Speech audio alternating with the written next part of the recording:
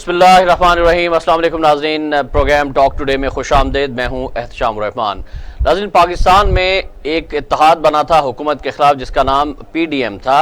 PDM का मकसद ये था कि हुकूमत को टफ टाइम दिया जाएगा और अवामी इश्यूज़ को लेकर PDM हुकूमत के खिलाफ एक तहरीक चलाएगा और हुकूमत को गिरा दिया जाएगा।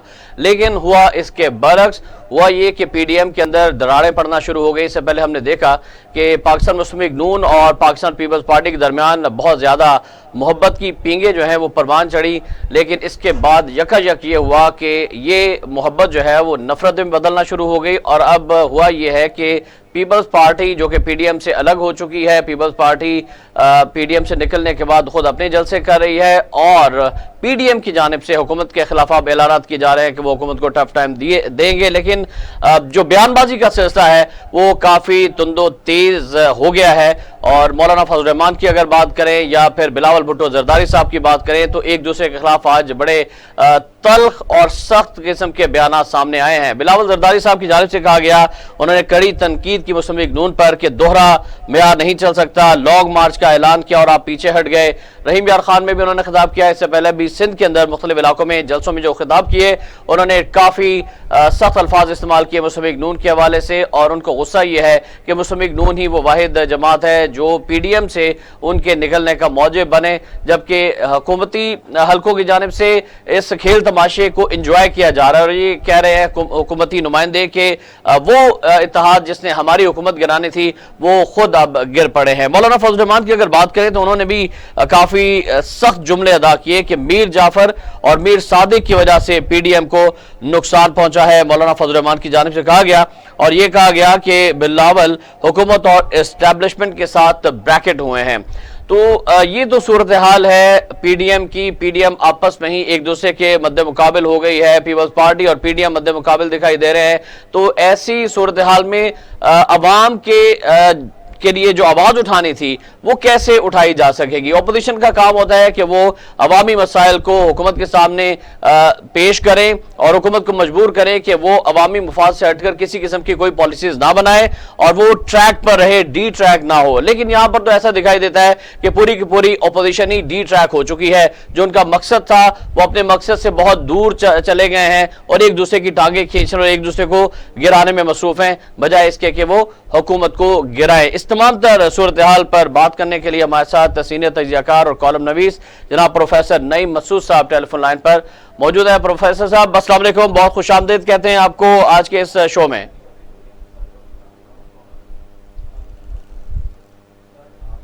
प्रोफेसर नईम मसूद साहब से हम राब्ता करने की कोशिश कर रहे हैं, लेकिन एक बार फिर इस तमाम तर सूरत हाल का हम जायजा ले रहे हैं जो कि पाकिस्तान के अंदर हो रही है। महंगाई की अगर बात की जाए तो पाकिस्तान की अवाम मौजूदा हुकूमत से सख्त नालान दिखाई देते हैं, शदीद गुस्से में है, क्योंकि महंगाई इतनी तेजी के साथ आगे बढ़ चुकी है कि अवाम की जो है वो चीखें निकल रही हैं, अवाम रोना शुरू हो गए हैं। लेकिन इमरान खान साहब के जितने भी बयान हैं, जितने भी इंटरव्यूज हैं, जितने भी कौम से खिताब उन्होंने किए, उसमें वो यही कहते हैं कि आपने घबराना नहीं है। लेकिन अब अवाम हकीकतन 3 साल के बाद घबराना शुरू हो गई है। प्रोफेसर नईम मसूद साहब हमारे साथ टेलीफोन लाइन पर है, उनको खुशामदीद कहते हैं। अस्सलाम वालेकुम प्रोफेसर साहब।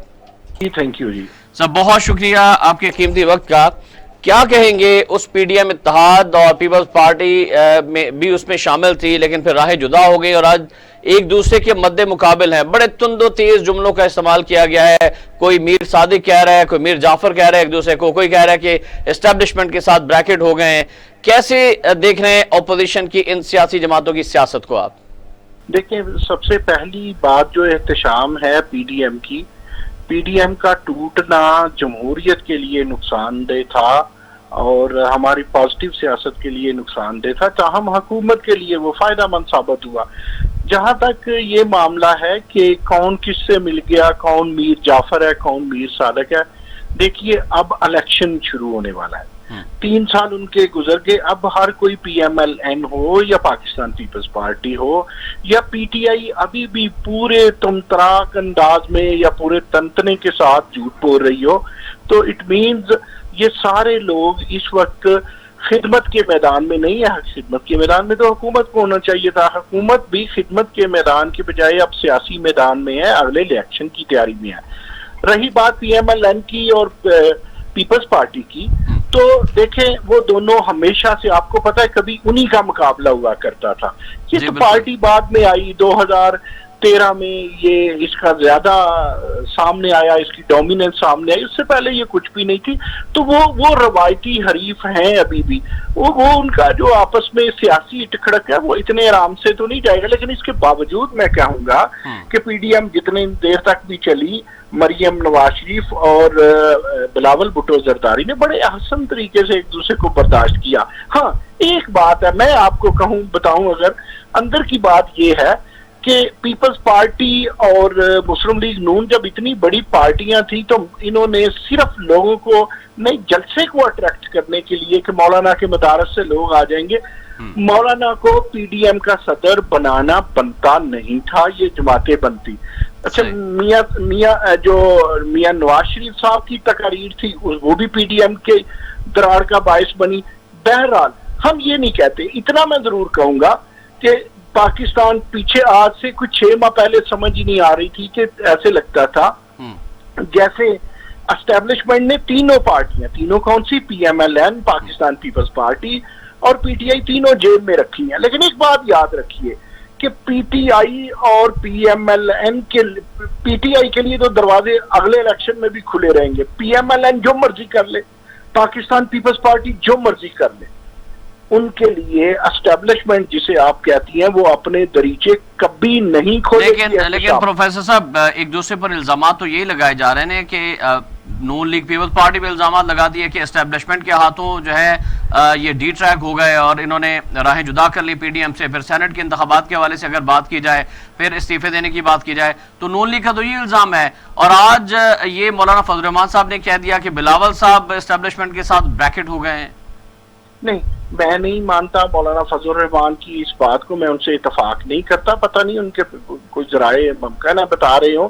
تو اصل بات یہ ہے پیپلز پارٹی اور پی ایم ایل این میں دراڑ جب شروعات ہوئی ان کے دور ہونے کی, تو وہ آپ کو پتا ہے یوسف رضا گیلانی صاحب کا سینٹ کا الیکشن تھا, پھر سینٹ کی چیئرمینی والا معاملہ تھا. میں آپ کو ایک بات بتاؤں کہ ہر پارٹی میں 20-25 لوگ, اگر فرض کریں اس کے 70 لوگ جیتے ہیں نا, تو ان دس کیس 20-25 لوگ کی شرح ہوتی ہے, یا یوں کہہ لیں 25% ہر پارٹی میں اسٹیبلشمنٹ کو سجدہ کرنے والے لوگ ہوتے ہیں. اب جب یہ الیکشن تھا جناب یوسف رضا گیلانی کا, تو ایک الیکشن میں اور بات ہو گئی, اگلے چیئرمین کے الیکشن میں ووٹوں کی گنتی اور طرف چلی گئی, تو پی ایم ایل این کے ووٹ بھی ادھر ہوئے تھے, پیپلز پارٹی کے ووٹ بھی ادھر ہوئے تھے, جہاں قسمیں کھائی تھی وہاں ہوئے تھے. تو ہر پارٹی میں اسٹیبلشمنٹ کے مورے بہرحال ہوتے ہیں, جو پارٹی نہیں جیتی اس میں بھی ہوتے ہیں.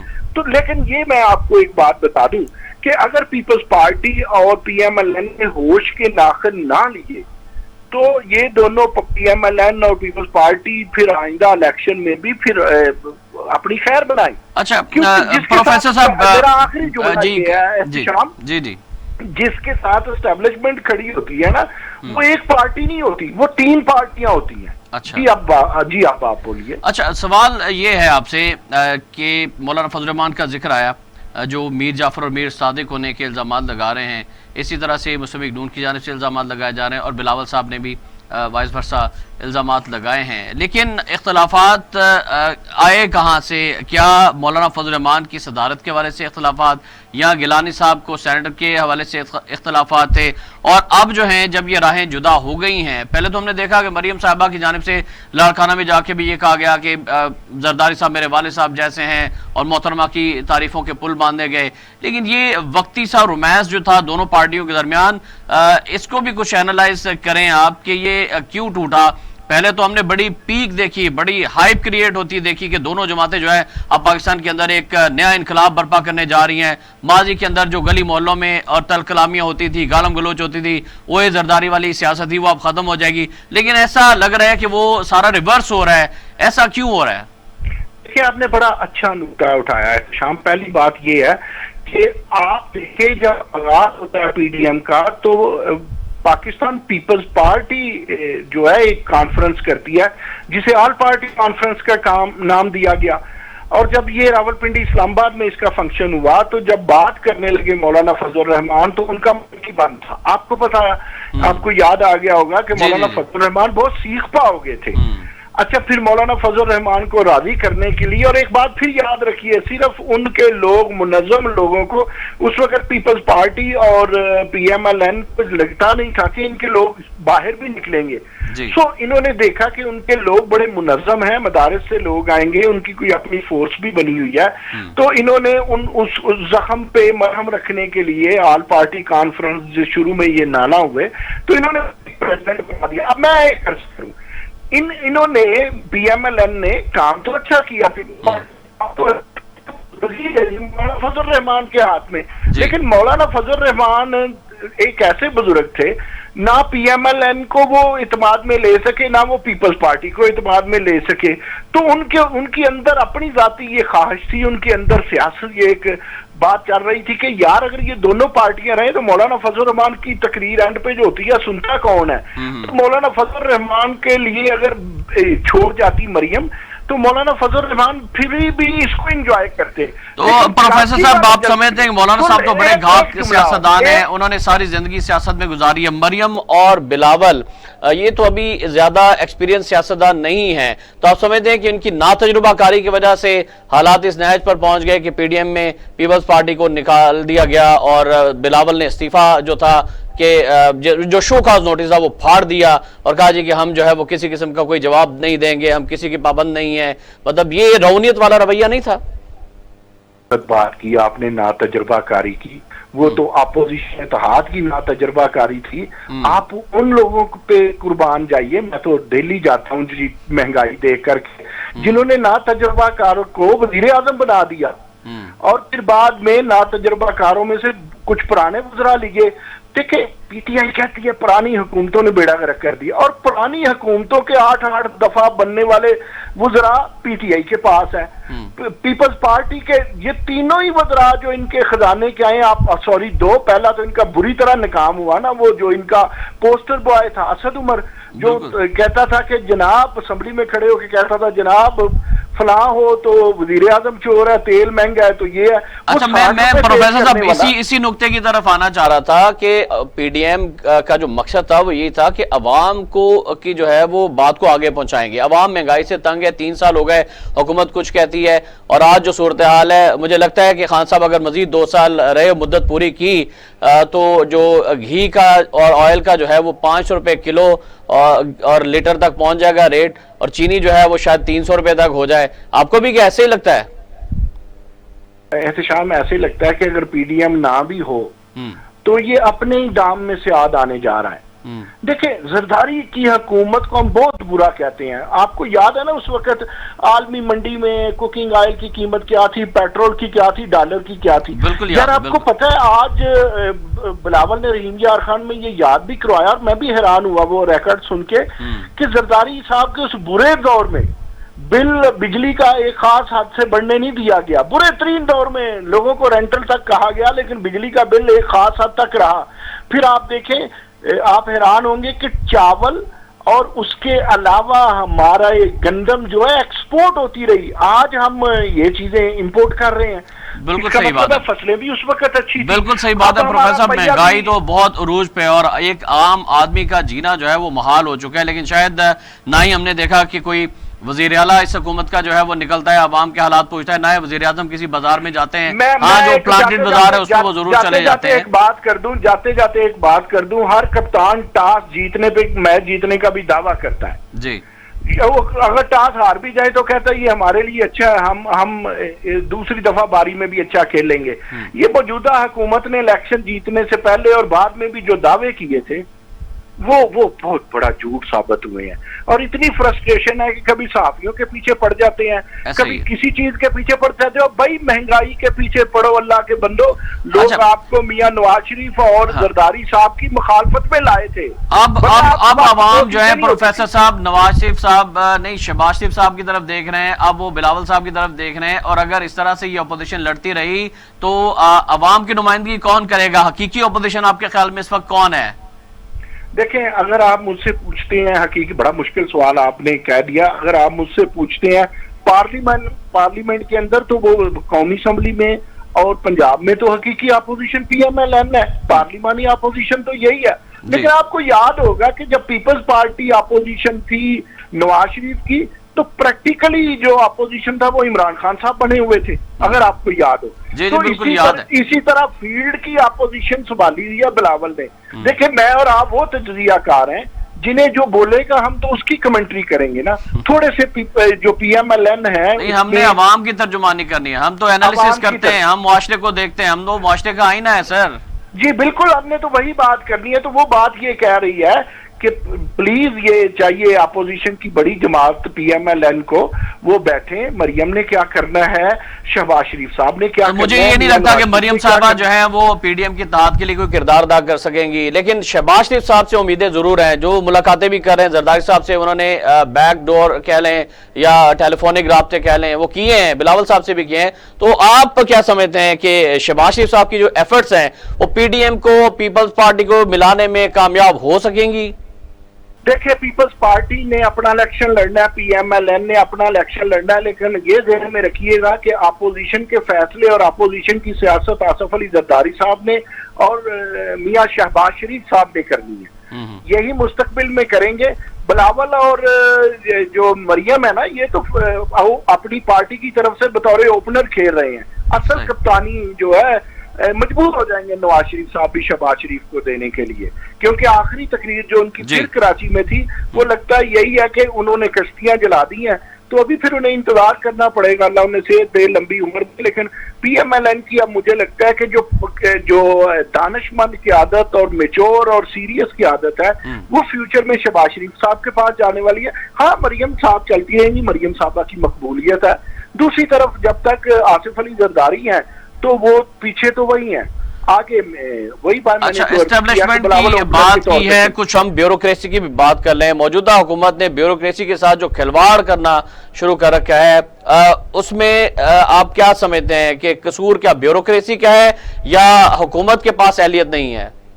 देखें अगर आप पंजाब की बात कर रहे हैं तो आज इनके एक वजीर ने तो इतनी बड़ी बात करती, इतना ज्यादा इकबाल बुलंद कर दिया। अल्लाह ना करे आप मुझसे वो क्वेश्चन पूछे और मैं वो अल्फाज दोहराऊं चौहान साहब के। लेकिन एक बात बताऊं, मुझे पंजाब में जो मर्जी ये कह लें, बेशक ये उल्टी गंगा बहा दें, लेकिन मुझे बुजदार साहब इंतहाई नाकाम नजर आ रहे हैं। आपको एक छोटी सी बात बताऊं, प्रिंसिपल सेक्रेटरी पे इतने ज्यादा इल्जामात आए जो बुजदार साहब के थे, टीके जिन्हें कहा जाता है ताहिर खुर्शीद, तो वो ब्यूरोक्रेसी को चलाते थे। वो गए तो उन्होंने कहा जी अच्छा चलो मेरे दामाद को सियालकोट से जिमनी इलेक्शन लड़वा के जिता दो PTI के टिकट पे, जो माजी में PMLQ के थे। मेरा कहने का मतलब यह है कि टीके साहब ने पहले ब्यूरोक्रेसी को इतना खराब किया, अब ब्यूरोक्रेसी किसी के हाथ में भी नहीं आ रही।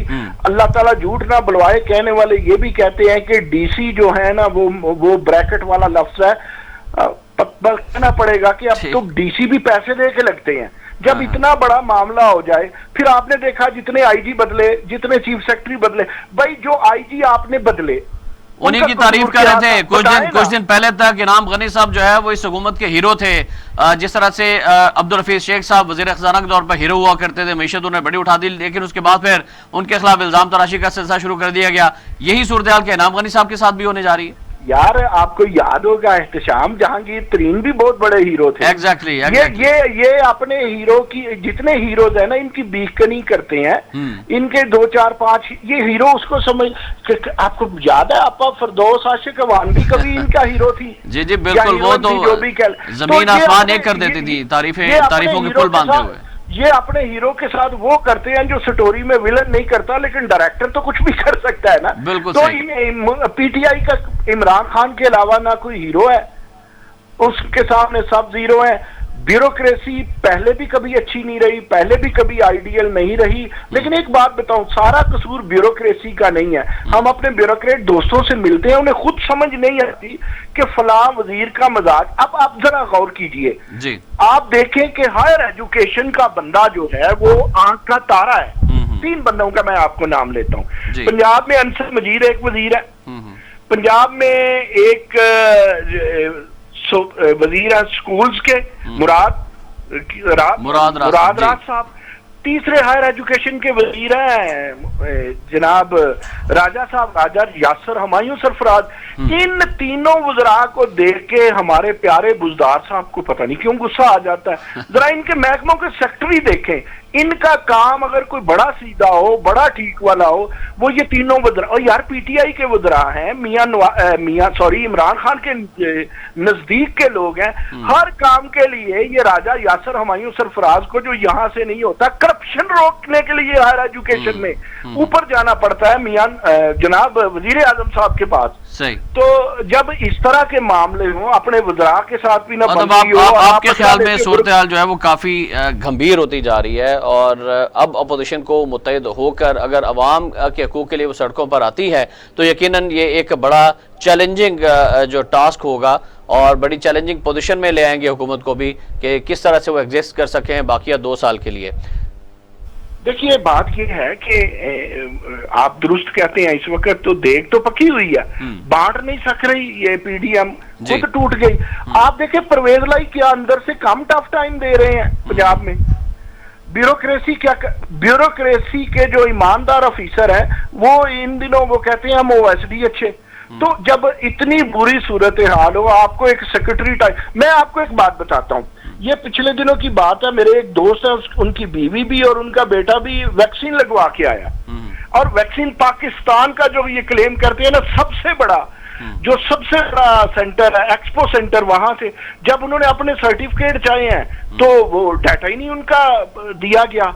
और वो उसमें भी करप्शन हो रही है, 350 रुपए फी बंदे से लिए जा रहे हैं कार्ड बनाने के हवाले से भी, काफी मामला जो है वो खराब होते जाए। प्रोफेसर नईम मसूद साहब, ब्यूरोक्रेसी का नाम लिया तो जाते जाते सुन लिया, आसम अल्ताफ साहब को 10 बंदों ने कहा कि जनाब आप टेक्नीशियन, एडिशनल सेक्रेटरी टेक्नीशियन है हेल्थ के, तो जिन लोगों का उन्होंने वैक्सीन लगवाई है, 2 वैक्सीन लगवाई है, उनका डाटा ही नहीं है, तो उनका क्या बनेगा? सुमन बुकमुन बिल्कुल सुमन बुकमुन ही है, और हुकूमत जो है वो आमतौर पर गुमशुदा दिखाई दे रही है। प्रोफेसर नईम मसूद साहब, आपका बहुत शुक्रिया, आपने अपने कीमती वक्त में से हमारे प्रोग्राम के लिए वक्त निकाला। नाज़रीन, यकीनन इस गुमशुदगी के अमल से बाहर निकलना होगा, हुक्मरानों को अवाम के मसाइल को देखना होगा, वरना जो लावा पकना शुरू हो गया सोसाइटी के अंदर, मुआशरे के अंदर, जिस तरह से अवाम परेशान है महंगाई की वजह से, बेरोजगारी की वजह से, ये इस हुकूमत के लिए जो है वबाले जान बन जाएगा। अगर हुकूमत ने होश के नाखून ना लिए, महंगाई पर कंट्रोल ना पाया, तो शायद ये 5 साल जो है हुकूमत मुकम्मल नहीं कर सकेगी। लेकिन उसके लिए अपोजिशन को अपनी सफों में इत्तेहाद पैदा करना होगा, और आपस में जो लड़ाई झगड़ा है और आपस में जो एक दूसरे की टांगे खींचनी है, ये अपने जाती मुफाद के लिए तो हो सकता है, लेकिन ऐसा दिखाई दे रहा है कि हुकूमत अपोजिशन जो है वो बिल्कुल अवामी मुफाद के लिए कोई काम नहीं कर रही। एक ब्रेक के बाद हम अफगानिस्तान की सूरत हाल का जायजा लेंगे। अब्दुल्ला हमीद गुल साहब हमारे साथ होंगे, हमारे साथ रहिएगा।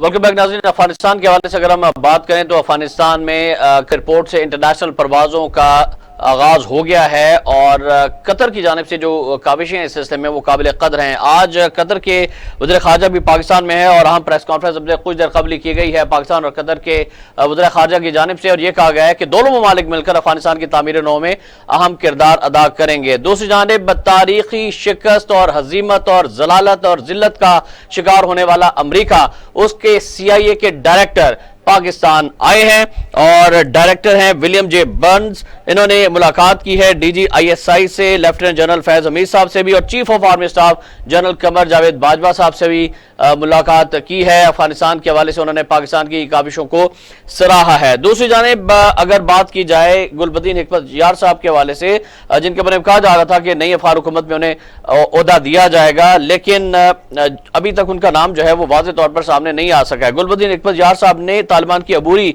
हुकूमत की गैर मशरूत हिमायत का भी ऐलान किया है। अफगानिस्तान के अंदर तालिबान की जो नई तश्कील और नौ ऐलान करदा काबीना है या हुकूमत है, उसको तस्लीम करने के हवाले से भी पूरी दुनिया के अंदर, बिलखुसूस यूरोपीय ममालिक के अंदर, नेटो के वो ममालिक जो कि ये समझते हैं कि उन्हें अफगानिस्तान में तारीखी शिकस्त हुई है, लेकिन वो मानने को तैयार नहीं है, अपने आप को कुछ सेफ साइड पर रखने के लिए अपने अवाम के सामने वो अब ये बयान दे रहे हैं, जिनमें नाम नहाद ताकत अमरीका, सुपर पावर हम उसे नहीं बिल्कुल नहीं कहेंगे, क्योंकि वो शिकस्त फाश का शिकार हो चुका है और दुनिया के अंदर सवाए उसने किलिंग्स के अलावा, इंसानियत को तबाह करने के अलावा कोई काम सर अंजाम नहीं दिया है। वो जो बाइडन ये कह रहे हैं कि अभी सोचेंगे कि तालिबान की हुकूमत को तस्लीम करना है या नहीं।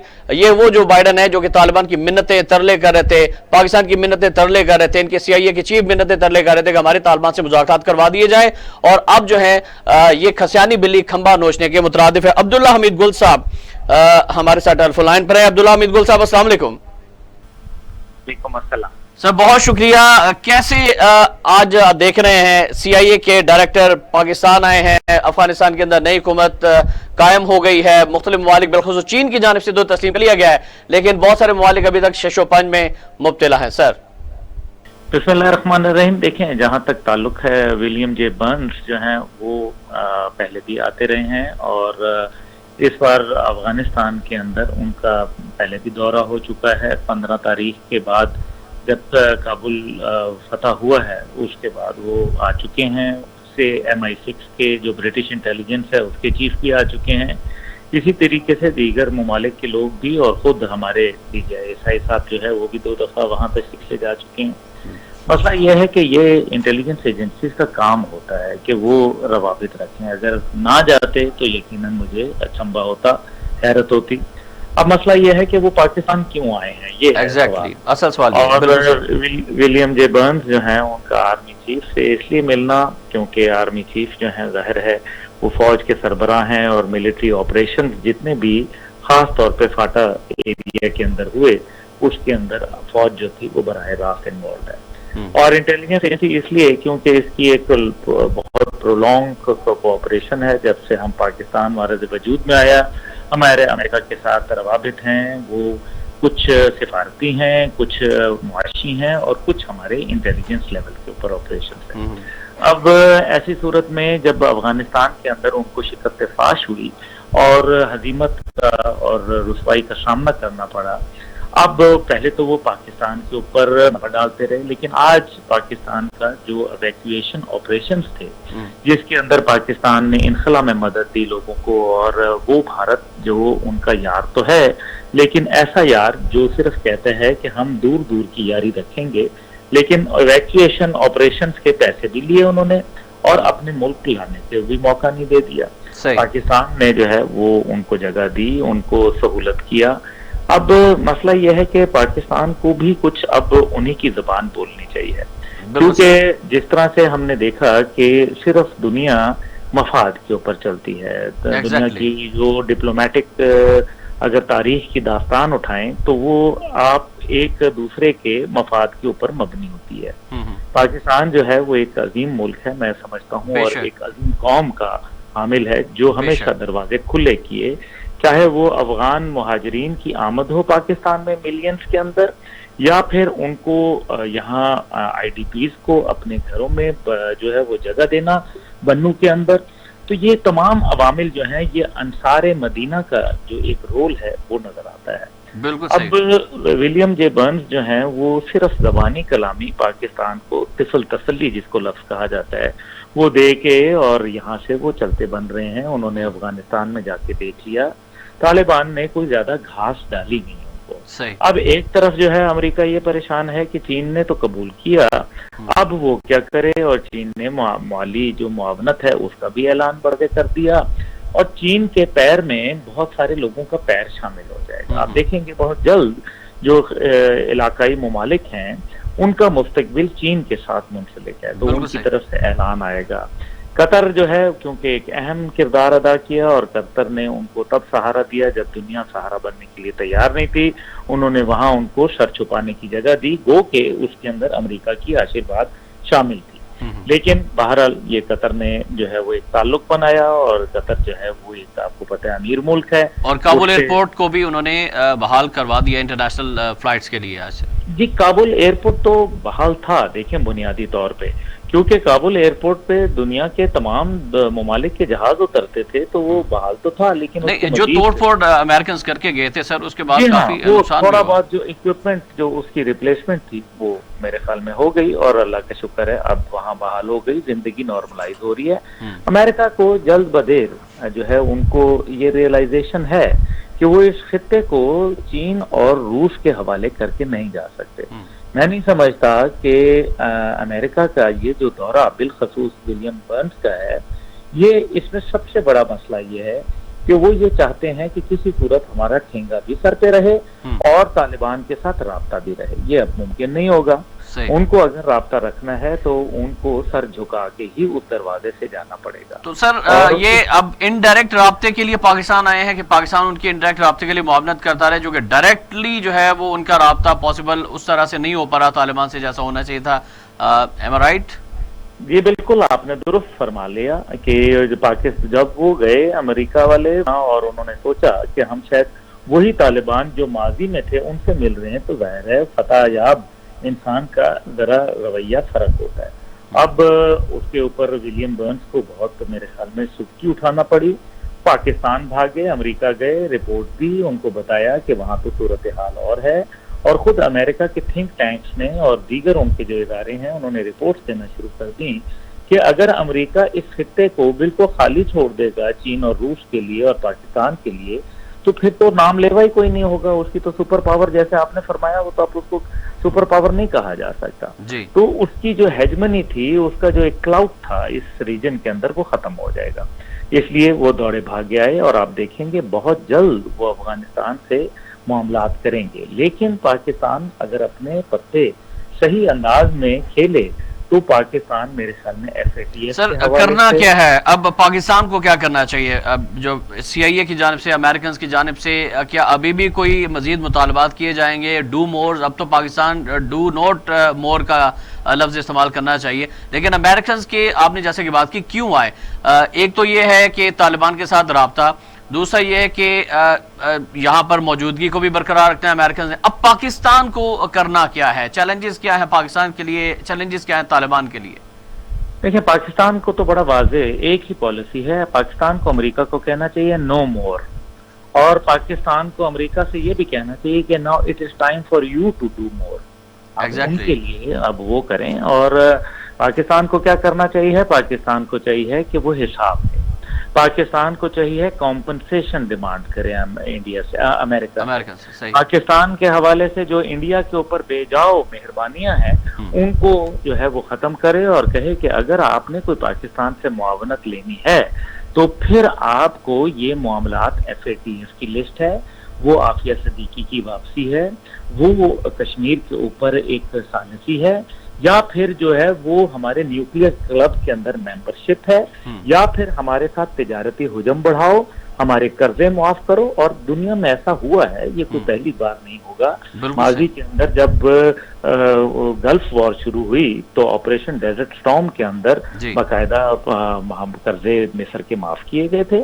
تو پاکستان ایک اہم ملک ہے، اور ایف اے ٹی ایف سے نکلنے میں بھی، گرے لسٹ سے نکلنے میں بھی ہماری مدد کرے امریکہ، یہ بھی کہنا چاہیے۔ جی بالکل، میں نے نہیں مدد نہیں کرے، ہمیں گرے لسٹ سے نکالے، ہمیں پتہ ہے کس نے ڈالا ہوا ہے۔ یہ سب بکواس باتیں ہیں کہ فلانے نے کیا اور فائنینشیل انسٹیٹیوشن۔ بھائی 27 میں سے 26 چیکوں کے اوپر عمل درآمد کر چکے ہیں، جن لوگوں کی 50% سے بھی لیس کمپلائنس تھی ان لوگوں کو تو آپ نے جو ہے وہ گرے لسٹ سے نکال دیا، تو پاکستان کو کیوں نہیں؟ اس کا مطلب ہے کہ پاکستان جو ہے وہ ان کے لیے ابھی تک وہ کیونکہ ہندوستان کے نیچرل ایلائی ہیں، وہ انہوں نے ان کے ساتھ اسٹریٹجک پارٹنرشپ کر لی ہے۔ پاکستان نئے ایونیوز تلاش کرے امریکہ کے ساتھ انگیجمنٹ پلان کے۔ دوسری بات یہ ہے کہ افغان طالبان کی طرف اگر راستہ جاتا ہے تو پاکستان کو اس کا راستہ کشمیر کی طرف موڑنا چاہیے، بتانا چاہیے کہ آپ کو ہم ضرور معاونت کریں گے بشرطے کہ جو افغانستان کے مسائل کے حل کی کنجی جو ہے وہ سری نگر میں موجود ہے، اس کو ٹھیک کرو تو ہم بعد میں۔